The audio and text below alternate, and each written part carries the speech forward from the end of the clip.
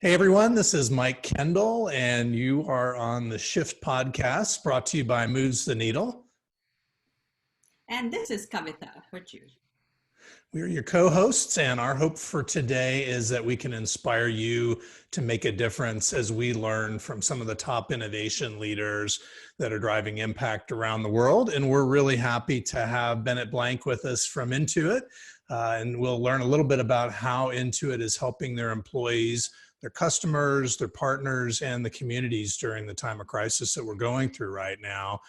If you don't know, Intuit is a global organization. They're a software company focused on financial software. So you may have heard of products like TurboTax, Mint.com, or QuickBooks, and they serve not just consumers, but small businesses and accountants.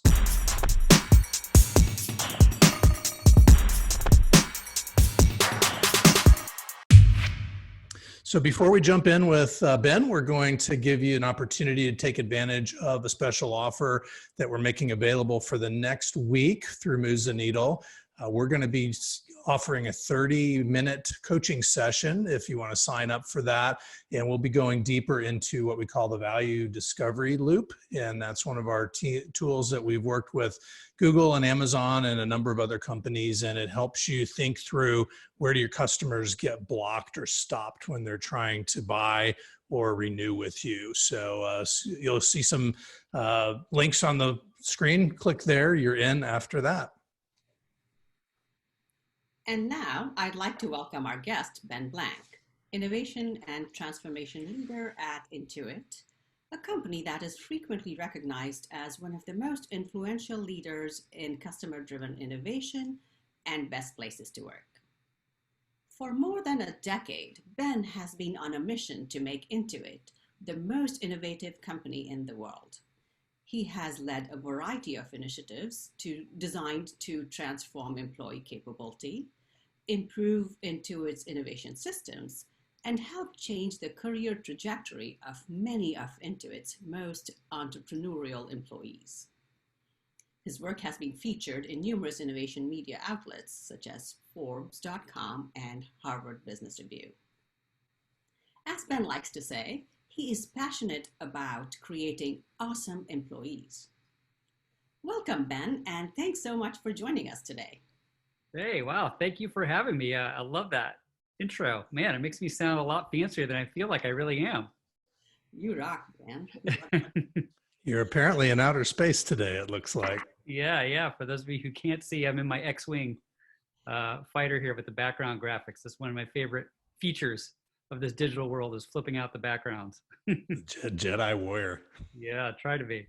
You know, given this new way of working and living, what is something new you have learned about your family during this crisis? Oh, man, that's a big question. Man, you're going for the zingers right off the bat. Let's see. So I don't have any kids, but I'm married. One thing I've learned about my family is that, well, it's just my wife and I now. I'm kind of thinking about that family, not necessarily my brothers and my brother and my parents, but my small family here. We live in a small apartment in San Francisco. So, I'm doing a lot of these calls, not this one, I promised, from, a closed bathroom or locked away or whatever. But I've definitely grown, let's say, a new appreciation for the way that my wife operates in the business context, because I get to hear her talking on conference calls and speaking with, high-level executives and all this kind of stuff. And in her role, she does a lot of that. And, I don't get to see a lot of that firsthand. So actually just hearing and observing her operate, in real time from the other room is really great. I've gained a lot of appreciation for her skill in doing that. And actually her skill in coaching. She's a very high level coach herself. So I've actually, stolen some of her best moves and learned quite a bit from her. So I don't know if it's changed or observed, but it's certainly something I've gained even more admiration and appreciation for her and the work that she's done just by, hearing a lot of what's happening. Intuit's been kind of famous and written a lot about for what they call follow me homes, where you'll go to somebody's house or their business office and kind of be a peer or a kind of peering in and seeing what they're doing and how they work and getting empathy. But I think we're all getting kind of a new appreciation for that. I have the same experience with my wife of, oh, she's a different person than I see normally, and getting a new sort of empathy for what she goes through during the day. Yeah, that's a great point. Absolutely. I think we're all seeing, different sides of each other. That's one of the, I guess, depending how you look at it, that's one of the plus sides or the bright spots of being sequestered or working with people in different contexts. You get to sort of see them kind of out of their element a little bit, which always highlights different traits and different parts of us, good and bad, of course. But yeah, it's kind of exciting. If I wish it was for a different reason, but yeah, we get to see a lot more about each other when we're in these type of situations. Yeah, totally. I think we get to see sides of our family members we haven't had the opportunity to see before. Because, I mean, I don't know about you all, but me and my husband, we were talking, we've never ever spent so much time together in our lives. So you sort of get to see sides of people that you didn't know of before. Yeah, absolutely. There's nowhere to hide right now. Right. Yeah, my husband keeps saying he wants to retire. He wants to retire in 5 years, and when I watch him work, he's so excited and vibrant. And so I did ask him. I said, "You said you wanted to retire, but that's the one time when you are working, I see you so kind of motivated and vibrant. Are you sure you want to retire?" Yeah, that's great. I love that. So, Ben, we were touched a little bit about the pandemic and all the things that are sort of new and different for everyone kind of around the globe. I don't know, at least in my lifetime, that maybe September 11th, but that there's been a moment where it felt like we were all going through the same thing.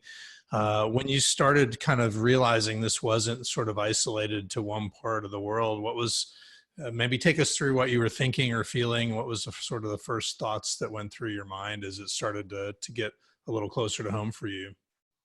Yeah, I think that's a big question too. I think one of the things that I think it's natural when you start to realize, like, oh, wait a minute, this is kind of a bigger deal than we thought. You of course get concerned about your own situation and your own family and those close to you, right? Oh, what's going on with my parents who live all the way across the country? My first thought was, oh, maybe I should go fly to see them. And I was like, well, that's probably not a good idea. Yeah. So but I hope that they're safe. And what about my aunts and uncles? And what about, my brother and his family and my nephews? And so I kind of think about that stuff. I know it sounds a little corny maybe, but I think about those people first. And then, from there, that concern bleeds over into some of the small business owners that we work with all the time. I think about the businesses that I've met over the years and done Follow Me Homes with. You were mentioned that before, Mike, a little bit about our Follow Me Home process, or even small businesses that I frequent. I know a lot of people in my neighborhood.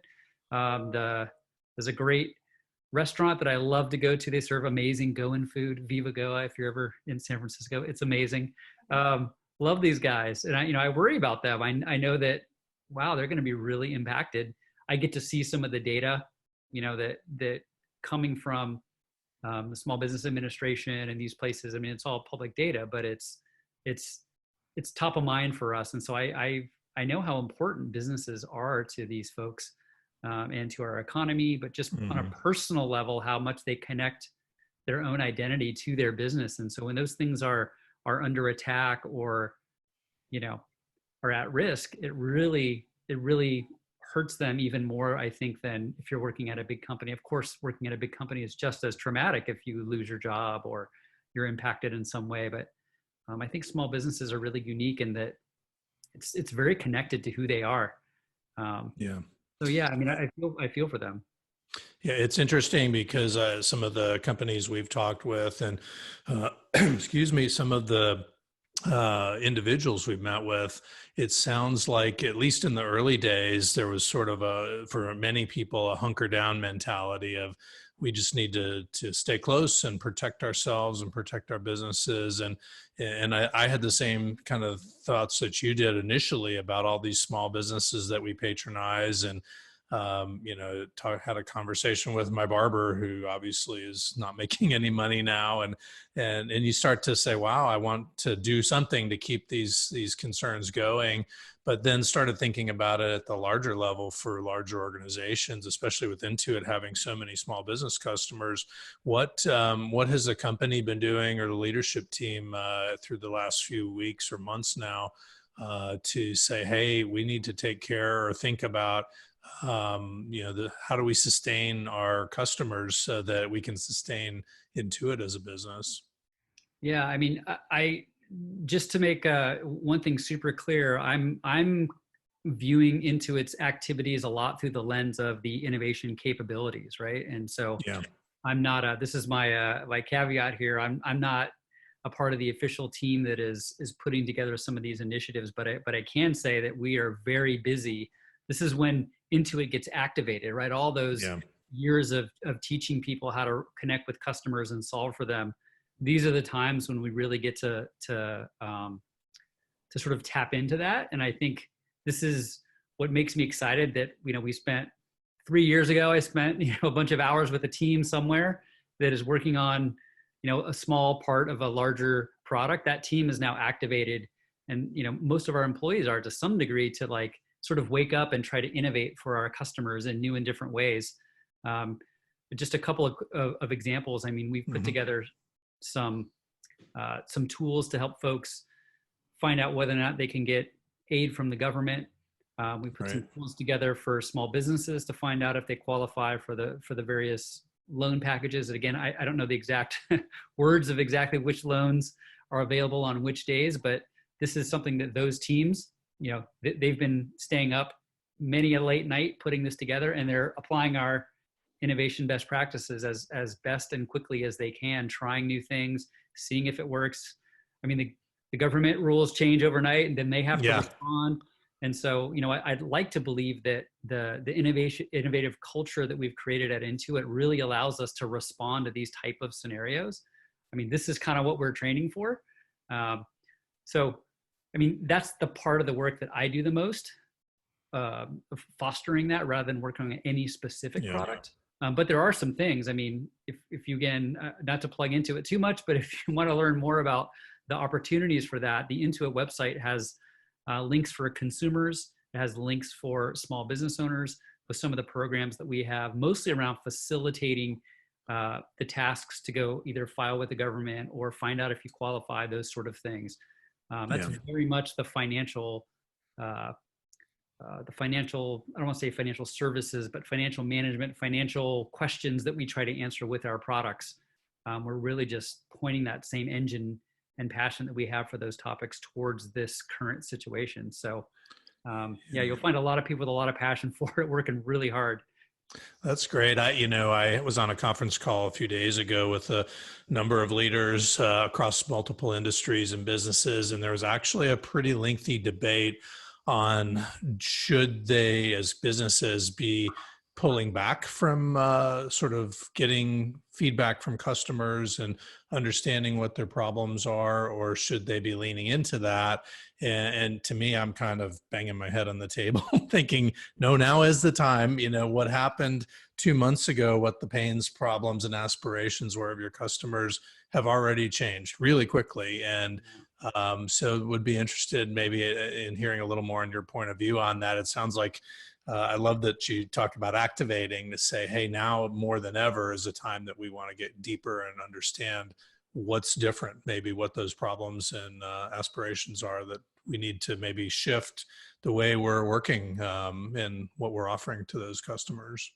Yeah, absolutely. And I would say there's definitely not a time to pull back or somehow not talk to customers or anything like that. I will say that for sure the context is different, and you need to be mindful of the situation that folks are under. You need to be very respectful of the time that you ask of them, because they've got a lot going on, right? Sure.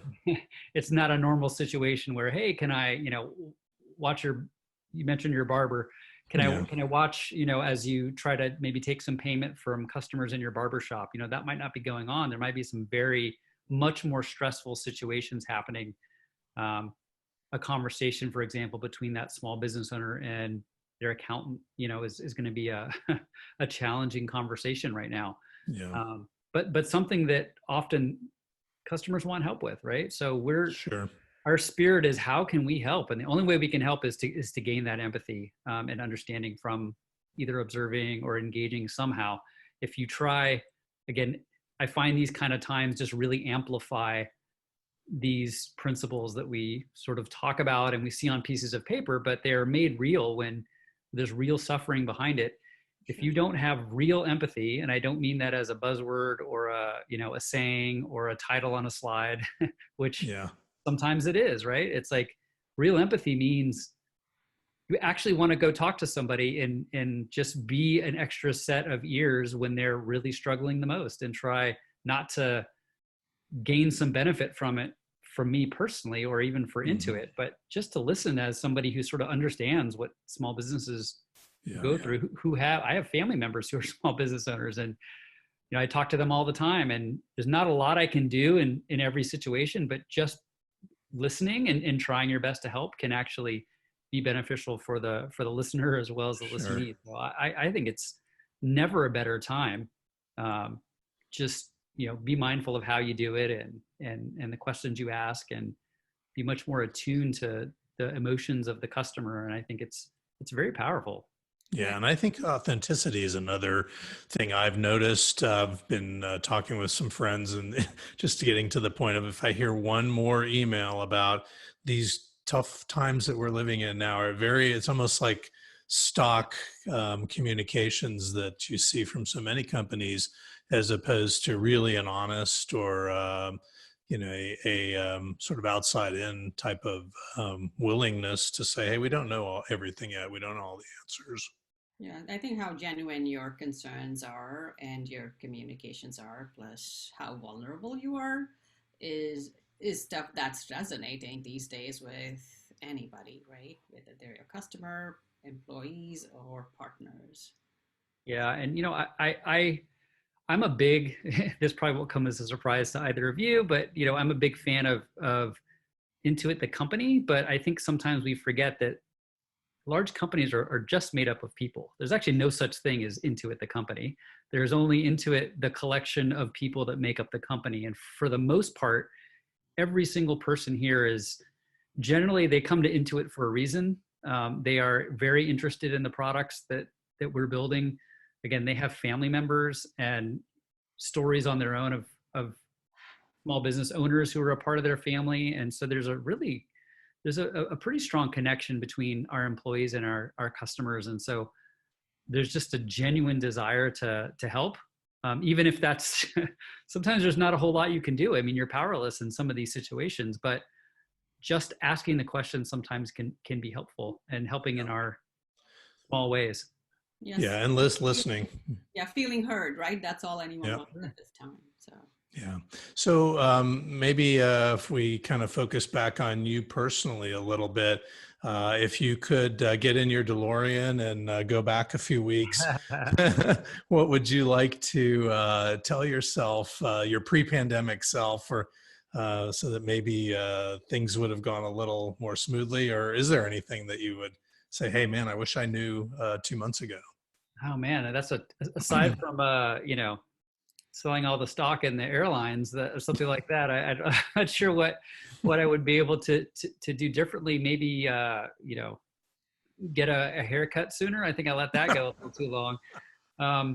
No, in all seriousness, I don't think there's a whole lot you can do. I mean, we're all. This is just a personal comment. Now it's like we're all sort of a part of something that's much bigger than any individual, and so I'm not really sure what I could have. There's nowhere we could have gone, to sort of avoid things. There's nothing really we could have done differently. Toilet paper's back in stock, so that's good. I probably would have bought some. I think I paid $20 for a tube of hand sanitizer at some point. So I probably would have, my bug out kit probably would have been a little more Yeah. put together.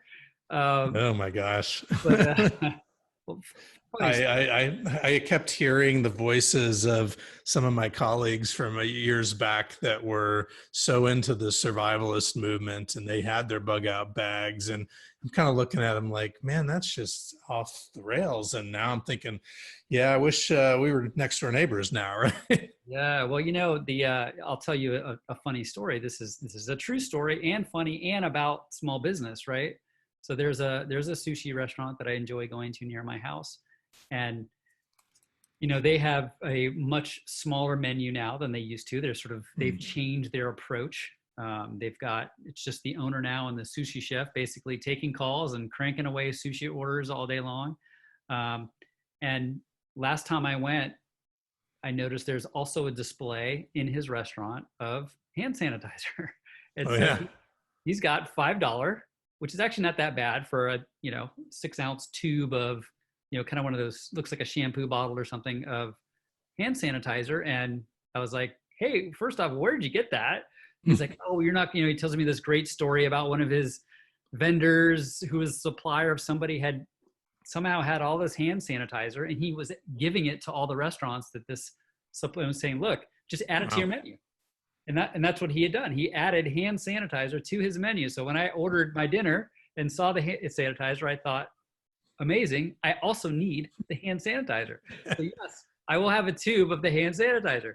So as silly as that sounds, right? That's it's just another example of how those small things that small business owners are doing just to try that was, it literally is $5. And he's got a couple hundred tubes. I'm assuming they're probably all gone now, but at the time that's every little bit matters. Yeah, it's been fascinating to watch even large organizations. My wife has a colleague that works for a government agency, and they had been saying pretty much forever, there will never be a day when you can work at home. And lo and behold, now they're working from home and they've figured out a way to do it. So. Well, it's the necessity is a mother invention kind of thing, right? Yeah. And it's proving out, right? If it proves out that this model is sustainable and viable, I'm hoping more businesses will allow you to do that. Yeah. I think there'll be I miss my coworkers too. I go a little crazy. So I'll still be driving. I'll still be fighting traffic as much as I hate it a couple days a week.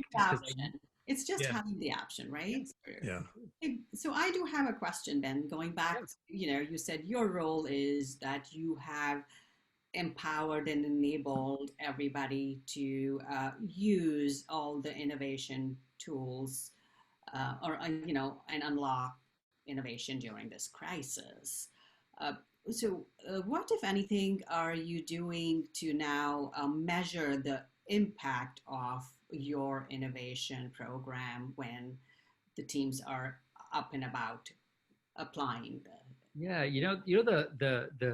the question of metrics and measurement comes up a lot on my team. Assessments, how do we assess whether or not the training we have done has actually made them better at innovating, kind of a thing. But I think the one thing that we always fall back to is the stories of success. Is really the thing that we look to more than anything else, because it's so hard to measure. And of course we do things like, pre and post survey, self-assessments on your skill level and confidence applying, and these kind of like, our version of run the business kind of KPIs. But ultimately we know that our small group drives a lot of big stories. And so when we hear the stories later of, hey, this impact happened to the business because of X, Y, or Z. And those people will often say, it's because, thank God you showed me the how to run a quick experiments, and then enable the infrastructure to run those type of experiments in the context of whatever product I happen to be working on. That allowed me to run some experiments. And I know that by doing that, I got to market in a quarter of the time with a better product than if I had, just spent 6 months building something. I mean, we literally would be nowhere, especially in these types of situations where stuff is happening in, not even 24-hour cycles, a few hour cycles. So we hear a lot of feedback like that. And frankly, that's enough for me. It's enough for our leadership team too, to be like, oh, okay.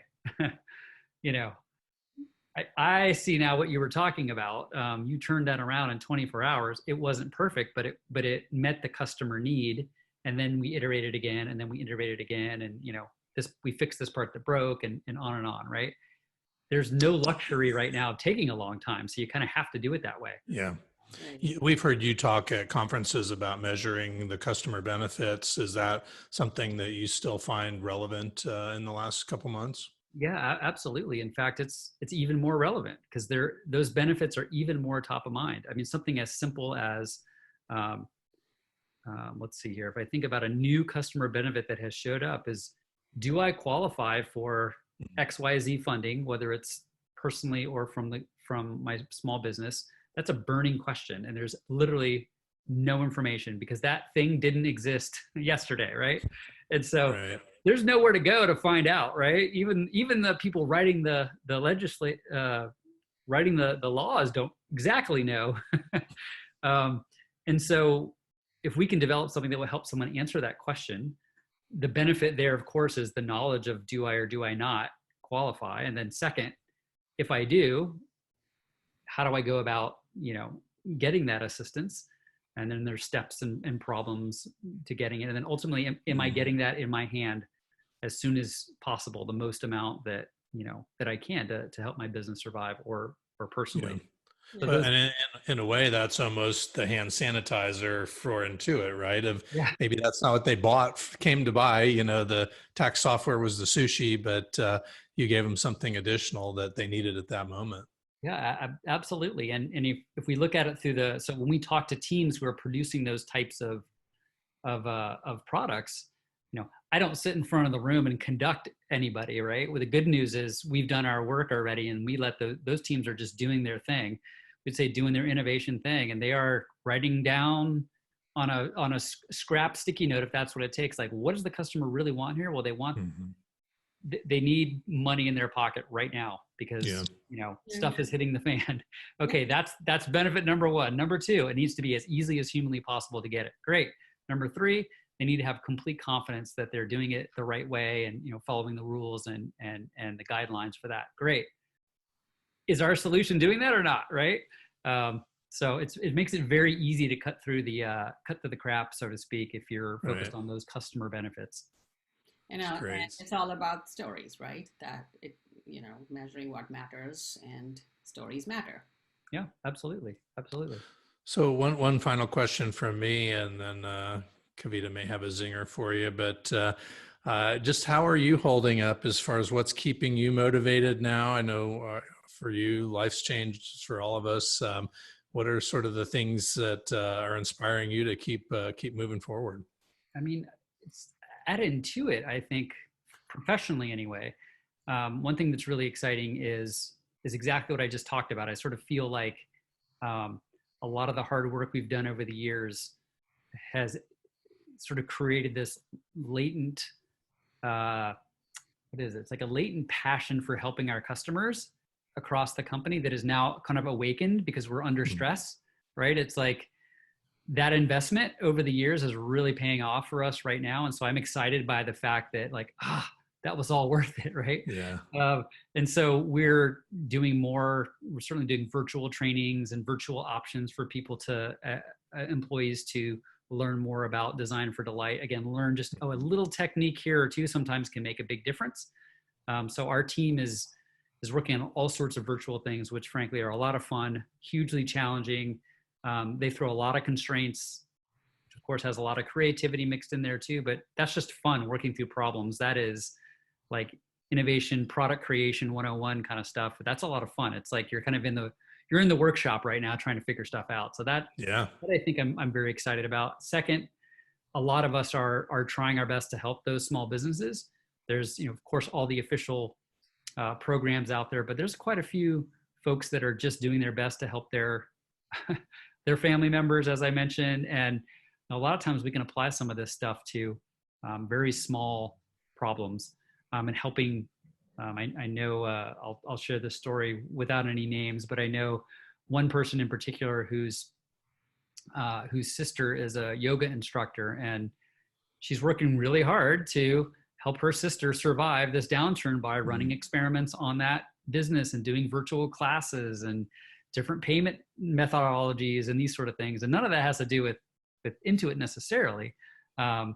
It's just a personal passion that she has for helping her sister. And so those things give me a lot of energy too, because they're applying the same principles and techniques that you learn in your sort of day job, right? To help people that you care about.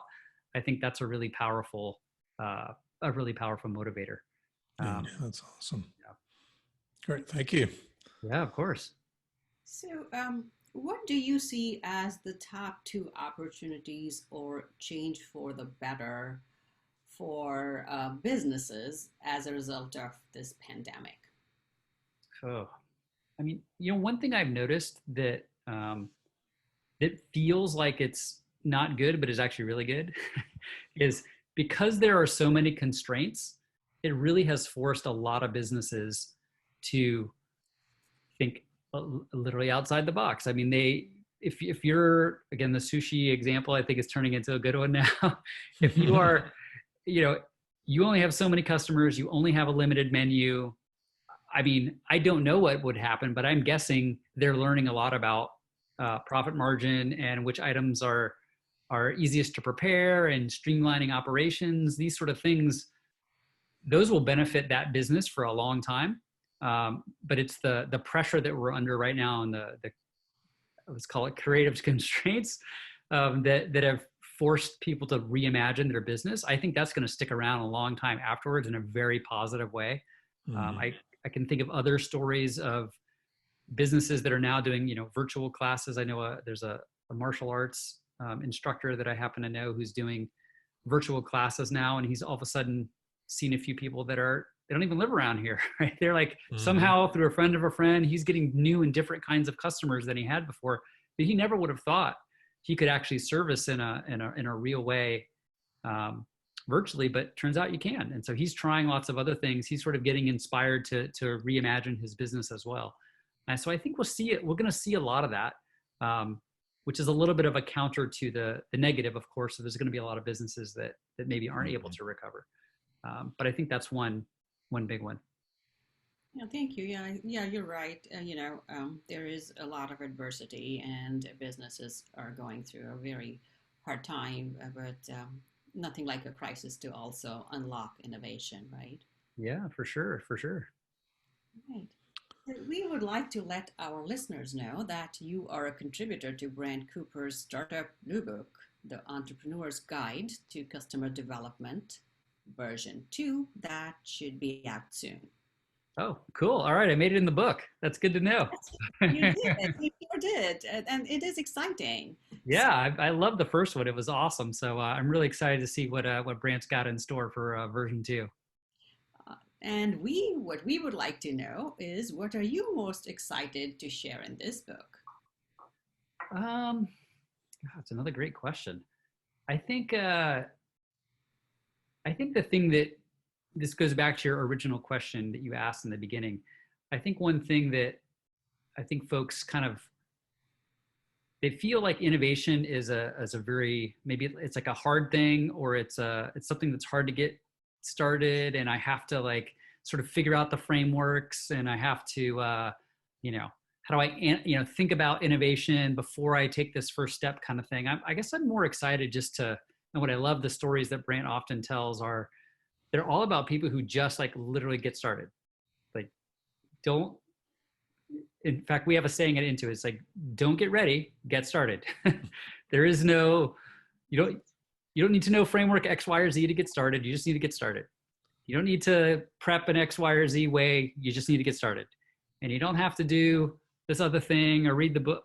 Read the book, definitely. You don't have to read the book though. Just get started. There's nothing else that beats just getting started, ever. And so I think that if that's the one thing that folks take away from Brant's book, it was in the first one, right? The sense of like, just get out there and try it. That's the one thing that I would hope he amplifies in the second book. Just get out there and do it. Reminds me of a phrase I heard from somebody long time ago. Said, you can't steer a parked car. Yeah, exactly. Yep. Just get it rolling, and then you can make your course correction. Yep, exactly. And you don't have to. No one's saying go bet the farm out of the gate, right? We we don't want to put the gas pedal to the floor, but it's got to be, to your point, it's got to be moving a little bit if you want to steer it and sort of feel like, well, what does the wheel feel like? Oh, okay, that's what it feels like. And what is what does the momentum of the car feel like? Oh, okay, that's what it feels like. You kind of got to get a feel for the road and what it's like to drive, and then you can go a little faster, and you can, oh, okay, this isn't so crazy after all. So it's a skill. Sorry to go on here, but it's a skill or a topic just like anything else. The first time you played a sport or picked up a guitar or whatever, it's like this weird, like, what is this musical instrument thing? Like you pull your fingers on the strings and it makes noise. That seems bizarre, right? If I just describe it to you. But the minute you go, oh, okay, well, here's how kind of it works. And, oh, I see. If I kind of hold my hand this way, it sounds much better. And right, we start to play and we practice and we get better at it. It's exactly the same way. There's no mystery to innovation. There's no mystique. There's no secret sauce. All that stuff's actually kind of BS. It's just a skill like anything else. Most of us haven't spent a lot of time working on it since we were kids. And so just go out there and do it. Start playing around a little bit in your own little sandbox or your own space, whether it's at your company or on your own time, and then take it from there, right? That's the message. Right. And so one follow-up question, it is all about getting a little outside your comfort zone, just get started. What tips do you have for somebody who, wants to not get ready, but get going? Yeah. I mean, I think, oh man, I think the number one thing when I'm just going to have to lean back on my coaching, right? And the number one pattern I see that keeps people from taking that first step is usually fear, right? There's some sort of fear, even if it's small, of like, well, I'm going to do it wrong, or, who am I to do this? Or I'm just an X, Y, or Z person in the organization, or, I'm going to make a mistake, or people are going to think I'm crazy, or like all of those things that we tell ourselves before we get started on things are certainly true here. And even more so if it's in a professional context, right? Where you may have reputation, and these are the sort of things that it feels like you have a lot to lose. So I guess my high level piece of advice is, reflect on that and see, first off, if you really have that much to lose, because you probably don't. The downside's pretty small. And just ask yourself, what's behind that fear? That's why right now people are taking a lot of risks, is because the fear of not being in business outweighs the fear of failure. And so it becomes really obvious, like, I got to just take the first step. I can't stand here. The house is on fire. So if there's nowhere I should be, it's right here. I got to go do something. So you sort of have the luxury of not being able to think about it. But in our normal jobs, we can sit back and say, ooh, if I take on this thing, then, I'm kind of giving up this other thing. And if it doesn't work, maybe my boss feels like I'm not doing a good job, and these sort of things. So I don't know, the answer is different for everybody, but addressing the fear and the ego part is really the first step. And the key is, what I'm hearing is the key is not to overthink, and you don't have to have all the answers, right? Start small and work your way into whatever it is. Absolutely. And if for some reason you are in, let's just say, let's do the thought argument, right? You're in this crazy position where, oh my gosh, if you make one wrong move, your career's over and you're sent down to, back to the salt mines. If that's a situation, just pick a tiny, tiny, tiny, tiny little thing and that nobody has to know about, and just try it on that tiny, tiny little thing. And if it works, great. You can escalate from there. You can put a little more horsepower behind the car. But if it doesn't work, just don't tell anybody. It's like, just go try something else, right? There's a lot we can do without anybody sort of knowing, until you get comfortable with the process. Then you're like, oh, okay, actually, nobody actually knows what they're doing in innovation. That's the whole beauty of it.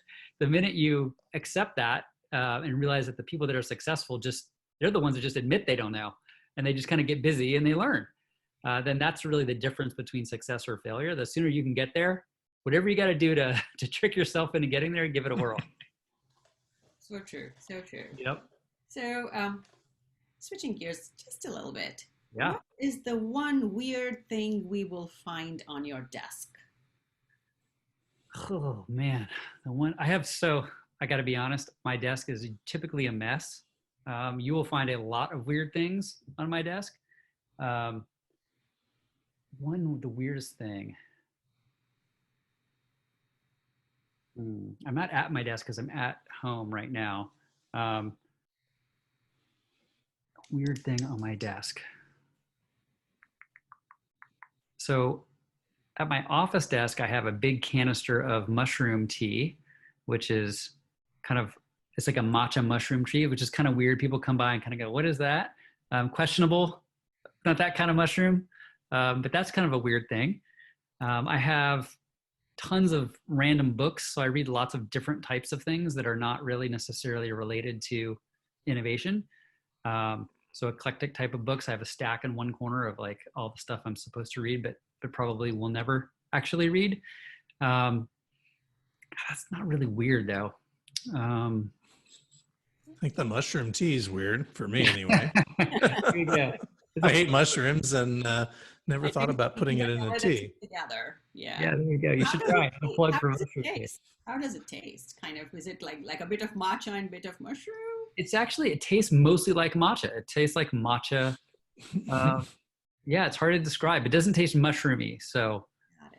it's not like a Yeah, mushroom. I'm thinking if when you get back to the office, it may have turned into hand sanitizer.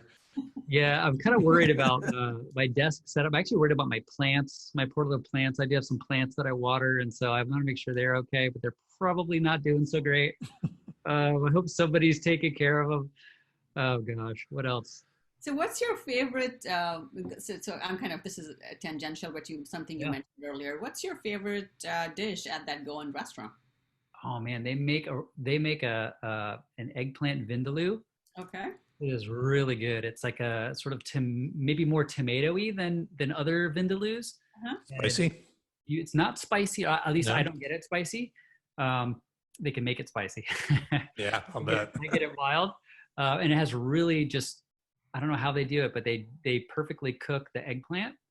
It's just really good. So I always get the. Eggplant kind of sliced, or is it sort of?